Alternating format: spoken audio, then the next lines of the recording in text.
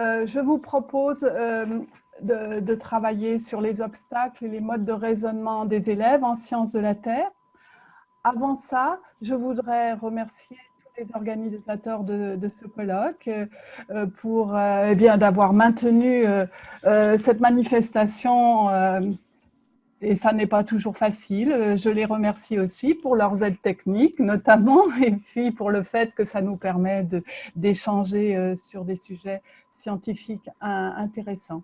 Voilà, donc je me présente rapidement. Je viens de l'Université de Lille et je suis au laboratoire CIREL. Alors, allons-y pour les obstacles et les modes de raisonnement en sciences de la Terre. Je vous propose une communication en 5 grandes parties. Tout d'abord, les représentations et les obstacles dans les apprentissages, une vue rapide très générale, les obstacles en sciences de la Terre, la méthodologie, 3 études de cas et des pistes pour un dépassement des obstacles.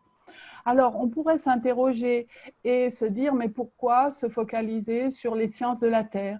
Eh bien, on verra, et c'est par cela que je terminerai, que ces quelques approfondissements peuvent nous servir à réinterroger les programmes d'enseignement et aussi les éducations A qui enveloppent désormais pas mal de nos enseignements. Voilà. Alors, rapidement, ma situation théorique, si vous voulez. Tout le monde sait qu'on peut aborder la question des représentations et des obstacles de différentes manières.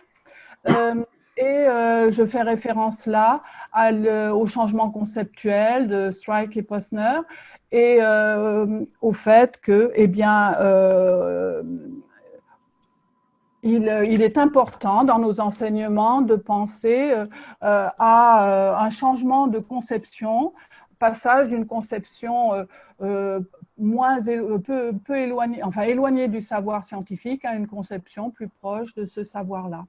On a aussi la rupture épistémologique bachelardienne, c'est de ce point de vue-là que je vais me situer. Et là, je vais voir dans les conceptions des élèves des constructions récurrentes, fréquentes, cohérentes, finalement qui sont très qu'on peut utiliser et qui empêchent l'apprentissage. Les risques, il y a des risques à cela parce que on peut parfois chosifier les conceptions. Je prends conception et représentation comme synonymes. On peut les chosifier et alors que finalement, je considère, et dans l'équipe où je suis, on considère qu'elles se développent dans un cadre problématique. Elles se développent dans le cadre du travail d'un problème.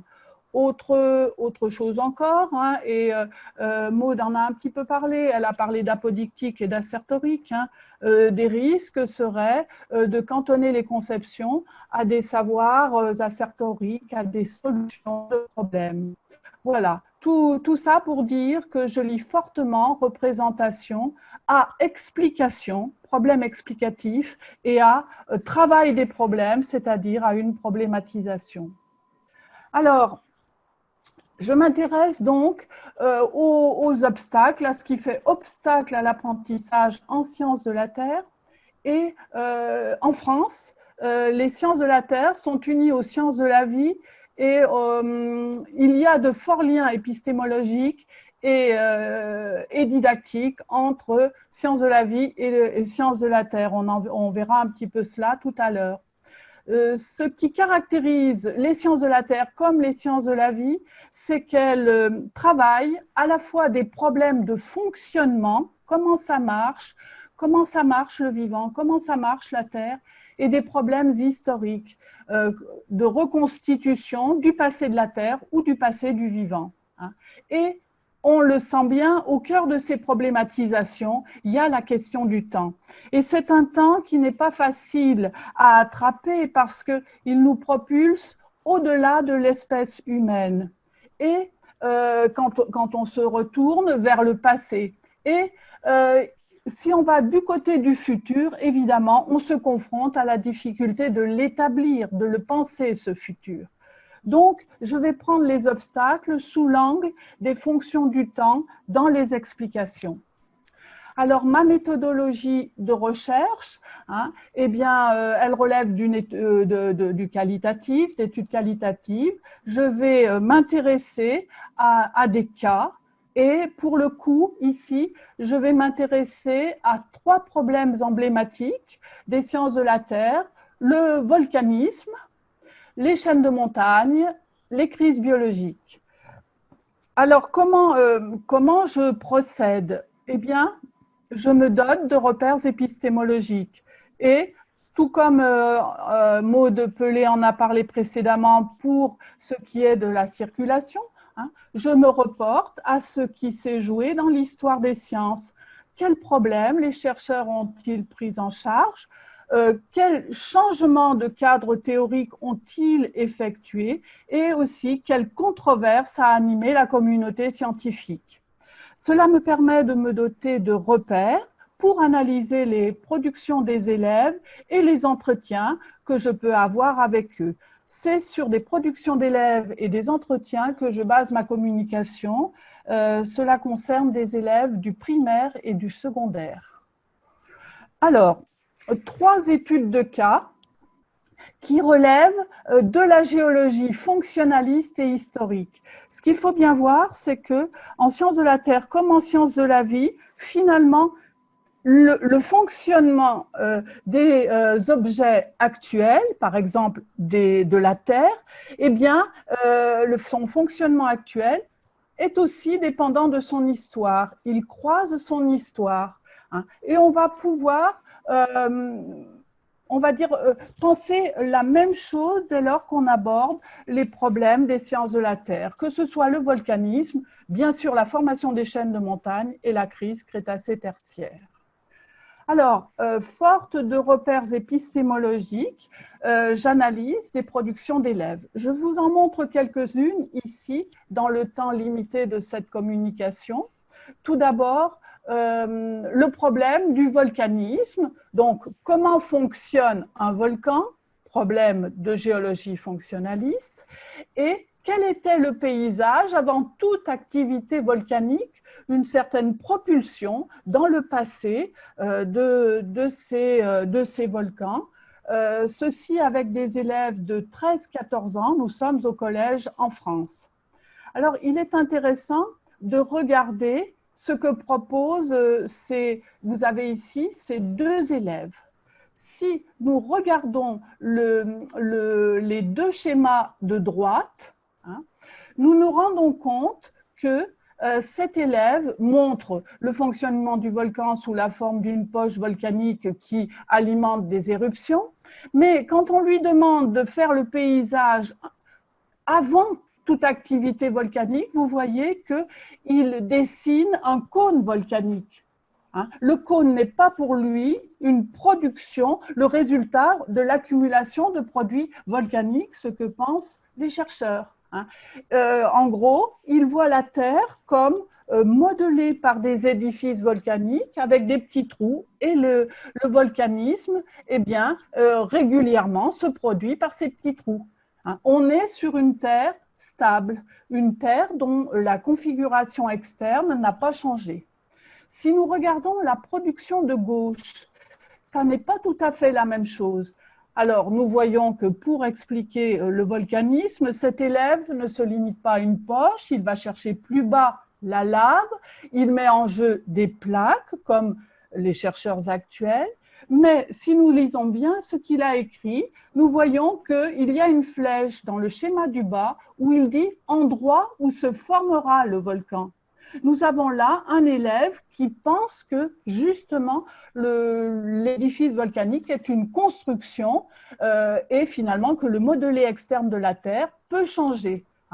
Bon, c'est tout à fait, enfin, on ne va pas analyser plus en détail cette production, mais cet élève-là, eh bien, comme les chercheurs, pense que le modelé externe de la Terre change, il n'est pas stable comme l'élève de droite. Voilà, nous avons là, chez l'élève de droite, Nous caractérisons ici l'obstacle de l'état stable. Ce type d'obstacle, on va le rencontrer dans d'autres problèmes géologiques. Une terre qui ne change pas. Deuxième problème, la formation d'une chaîne de montagnes telle que l'Himalaya. Il était demandé à des élèves de 13-14 ans d'expliquer justement cette formation des chaînes de montagne en mettant en jeu les aspects de la tectonique des plaques que le professeur avait déjà travaillé avec eux. Alors, il est intéressant là de regarder les schémas qu'a fait l'élève. C'est toujours très instructif de demander texte et schéma à des élèves. Vous voyez deux plaques qui se rapprochent, c'est une petite BD. Elles se rapprochent encore et elles ont l'air de pincer quelque chose qui va donner la chaîne de montagne. Alors on peut se demander si ce quelque chose, c'est un élément des plaques ou bien si c'est quelque chose qui vient du dessous et qui est pincé. Lisons le texte de l'élève. L'Himalaya s'est créé à cause de la rencontre de deux plaques, la plaque eurasienne et la plaque australo-indienne. L'une n'allant pas par-dessous l'autre, les roches se sont accumulées et se sont percutées et ont créé l'Himalaya. Les deux lithosphères se sont rencontrées et la sténosphère est remontée à l'endroit où ça s'est percuté à la surface du globe. Nous apprenons avec ça, avec ce texte, qu'en fait, les éléments sombres qui constituent la chaîne de montagne sont en effet du matériau du dessous des plaques qui a été pincé et qui est remonté par-dessus. Les plaques restant indemnes, finalement. Si on regarde ce type d'explication, nous avons une petite histoire de plaques qui bouge à l'envi. Ici, elles se rencontrent. D'abord, on peut se dire qu'au début, elles ménagent un énorme trou. Ce trou a-t-il existé à la surface de la Terre? Point d'interrogation. Elles se rapprochent et puis elles serrent du matériau en dessous qui remonte comme ça. Finalement, il y a peu de contrôle de cette histoire par l'élève. Regardons d'ailleurs une autre production de cette même classe. Nous avons affaire à une autre histoire de plaques, mais ce qui est intéressant là, c'est que la chaîne de montagne, elle n'est pas expliquée par un rapprochement de plaques, mais par un écartement de plaques. Que faire? Choisir l'une, choisir l'autre? Vous voyez qu'il n'y a pas vraiment de contrôle de la part de ces élèves, de ces explications.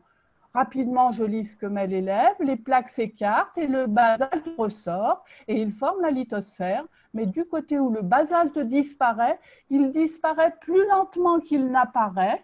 Donc, en attendant, des montagnes se forment. Voilà. Alors, on pourrait étudier encore de manière plus approfondie cet exemple parce que si c'est une jolie petite histoire, on note dans le texte qu'il y a une forme de raisonnement élaboré, plus élaboré qu'un raisonnement, on va dire, linéaire. Il y a du en même temps. Mais du côté où le basalte disparaît, il disparaît plus lentement qu'il n'apparaît. Je ne m'attarde pas trop là-dessus, mais il y a une marque d'élaboration. En fait, ces petites histoires de montagne d'élèves sont très, très éloignées de ce que font les scientifiques, qui, eux, mettent en jeu, je vous disais que j'allais travailler cette communication sous l'angle des fonctions du temps, eh bien, les géologues contrôlent ce qu'ils produisent en termes de reconstitution de l'histoire d'une chaîne de montagnes. Et ils reconstituent ces histoires en mettant en jeu un principe méthodologique extrêmement fort qui a conduit à de nombreuses controverses au XIXe siècle et qui est l'actualisme. Et là, eh bien, les chercheurs savent qu'actuellement, il y a des compressions au niveau de plaques, mais ils intègrent sur un temps long les effets de ces petites compressions et cela les amène à construire sur la nécessité d'un temps long où elles s'appliquent, ces petites déformations terrestres, jusqu'à former une chaîne de montagnes. Nécessité donc d'un temps long, constructeur de phénomènes, c'est un temps beaucoup plus élaboré donc, que ce que mettent en jeu les élèves. Voilà donc une première petite synthèse. Chez les élèves, nous ne sommes pas sur de la tectonique des plaques, mais sur des dérives de plaques. Nous sommes sur des petites histoires, du storytelling, alors que les chercheurs contrôlent beaucoup ces histoires constitutives des phénomènes terrestres. Elles sont particulièrement raisonnées. Autre chose encore, eh bien, l'actualisme très limité des élèves et même un catastrophisme simpliste, parce qu'ils mettent en jeu des causes extraordinaires que nous ne connaissons pas actuellement, pour faire surgir les montagnes. Donc, nous avons là des obstacles en lien avec des modes de raisonnement. Et justement, ce mode de raisonnement particulièrement efficace chez les élèves, mais très éloigné de celui des chercheurs, c'est le storytelling, avec transformation facile, causalité simple, temps magique, propriétés particulières des objets et catastrophisme. Alors, rapidement, un troisième exemple avec la crise biologique Crétacé-Tertiaire, au cours de laquelle eh bien, un grand nombre d'espèces terrestres ont disparu. Voilà comment un élève beaucoup plus âgé en terminale, donc 17-18 ans, comment il a expliqué cela. C'est lors d'un entretien. Voilà comment il explique cela. Les dinosaures ont disparu de la surface de la Terre par une météorite. Oui, c'est ça, qui après qu'il y ait eu cette météorite, l'air a dû être aussi, ça devait être difficilement respirable pour que, je ne sais pas s'il y a beaucoup d'animaux qui ont survécu, je ne pense pas, mais il y a peut-être eu apparition justement de nouvelles bactéries après. Oui, je pensais qu'il n'y avait peut-être pas d'animaux qui avaient survécu, puis justement, ça avait repris le même enchaînement. Alors, je ne vais pas tout lire, mais ce qu'on voit, c'est que cet élève conçoit la crise biologique du Crétacé tertiaire comme l'effet d'une cause extraordinaire, une grosse météorite. Quand je dis extraordinaire, c'est-à-dire une cause qu'on n'a pas actuellement. Et là, je renvoie à l'actualisme. Voilà. Et puis, en plus, nous pouvons voir aussi qu'il enchaîne linéairement des épisodes dans l'histoire des vivants et de la Terre sans véritablement de contrôle. Il va même jusqu'à mettre quelque part un peu de génération spontanée. On continue avec justement quelques caractéristiques de ce type d'explication, eh bien, toujours du storytelling, un catastrophisme simpliste et une catastrophe qui fait événement. C'est parce que il y a 65 millions d'années, sur la Terre, une grosse météorite est arrivée que, bim, eh bien, il y a eu cette crise biologique. Voilà, donc voilà quelques cas. Ce que je voudrais ajouter par rapport à cet événement, crise biologique de la limite Crétacé-Tertiaire, c'est qu'effectivement, il a valeur d'événement pour les géologues et aussi, bien sûr, pour les biologistes. Il a valeur d'événement, mais il est construit en mettant en mettant en jeu un raisonnement extrêmement savant chez les scientifiques. En gros, les scientifiques conjuguent la remontée de l'histoire, une remontée de l'histoire qui est unique parce que l'histoire est faite. Mais ils conjuguent cela à une descente de l'histoire qui, elle, ouvre sur plusieurs possibilités. Juste une petite minute pour vous dire qu'on arrive tout doucement au bout de l'exposé. Très bien. Une descente de l'histoire, donc, qui ouvre sur plusieurs possibilités et qui met en jeu la contingence. L'histoire pourrait être autre. Eh bien, les élèves sont bien loin de tout cela. Alors, quelques pistes, et j'arrive à la fin de mon travail, quelques pistes pour le dépassement des obstacles, eh bien, c'est d'acquérir et de mettre en jeu des raisonnements qui sortent de l'ordinaire. S'affranchir du storytelling pour un mode de raisonnement historique qui intègre la contingence et la construction de nécessités d'événements. se prémunir d'un catastrophisme de bas niveau et, comment dire, convoquer l'actualisme et toute sa complexité et penser l'histoire et le fonctionnement selon des possibles, des impossibles et du nécessaire. Et pourquoi aurions-nous intérêt à faire tout cela avec les élèves, à leur faire travailler tous ces modes de raisonnement? Eh bien, parce que dans le contexte actuel de généralisation de l'éducation au développement durable, eh bien, tous les problèmes que l'on travaille en biologie, en géologie, mettent en jeu l'homme et son devenir. Et on voit combien, justement, il est important pour penser notamment le futur, de ne pas se limiter à du catastrophisme de collapsologue, mais d'envisager plusieurs ouvertures, de faire jouer la contingence. Voilà. Merci de votre attention.